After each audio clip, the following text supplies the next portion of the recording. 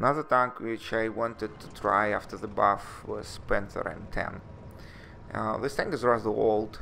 I believe it's in the game for years. It probably was one of the first premium tanks available in the game. The cost was $10 or 13, I'm not sure, but it was rather cheap. The good thing about Panther M10 is that it has spaced armor around its turret, and the turret is rather bouncy.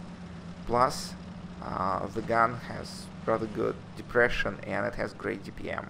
So bouncy turret plus great DPM, you ought to have a great tank, right?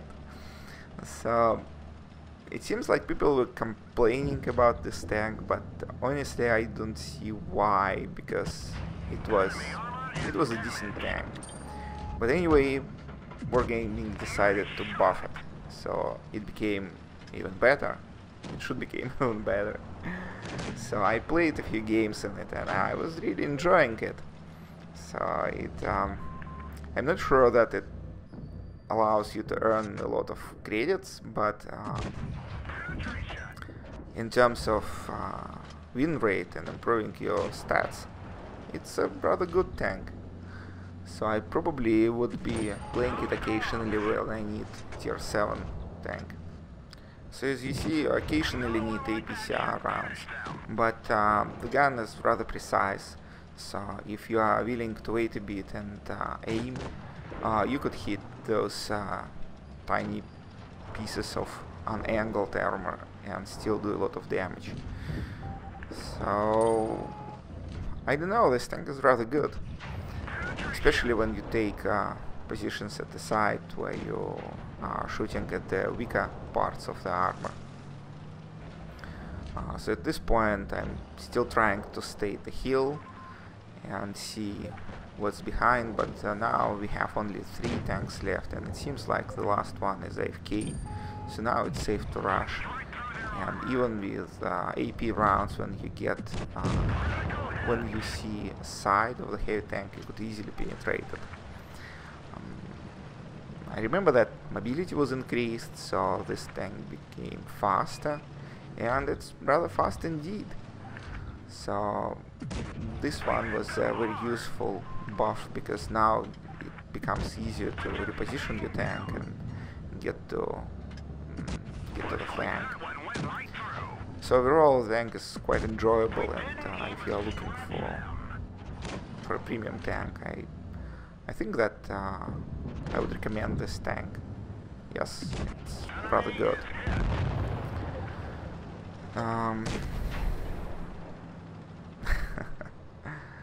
Yeah, it's enjoyable to kill AFK tanks. They don't shoot at you.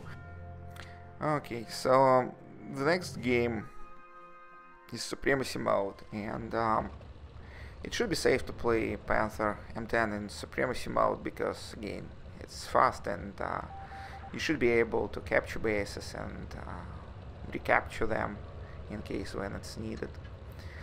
So I'm fine with Supremacy mode. The only thing that I don't like is when we decide to go to the town, because I still think that it's a bad idea to go there.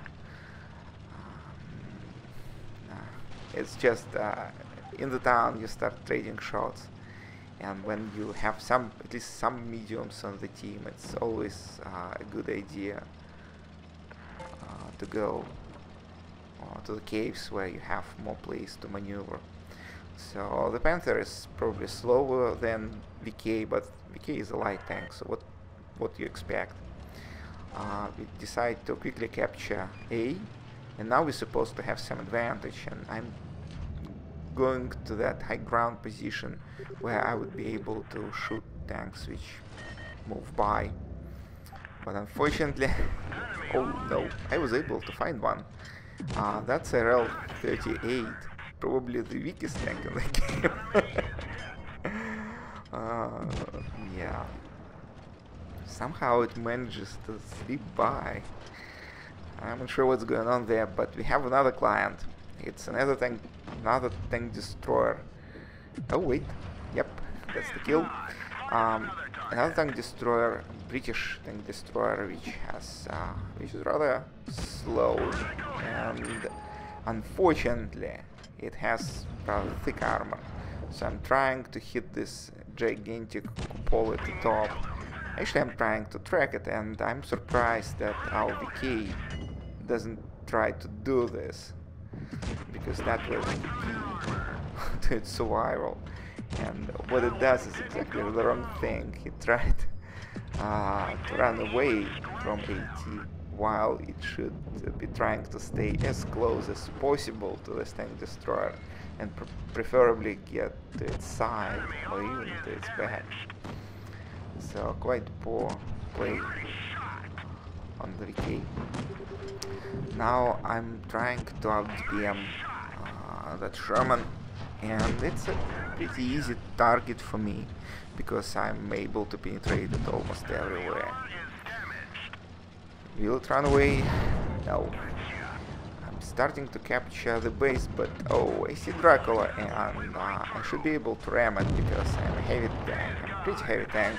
Dracula is rather light, so it was a mistake, but KV-3, oh. This one has rather big gun, and especially at my back or at the side, it would be able to do a lot of damage. The problem though is that they have two bases and we have only one, and I don't know who holds the most capture points. I assume that it's a good idea to kill KV first because it's on low health, but again, we don't know who has those capture points. Turns out that I should be killing KMX.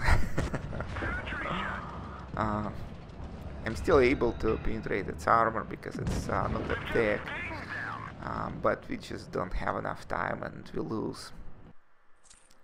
So surprisingly, I got mastery badge for all my efforts. So it was a great game. Thanks for watching and bye.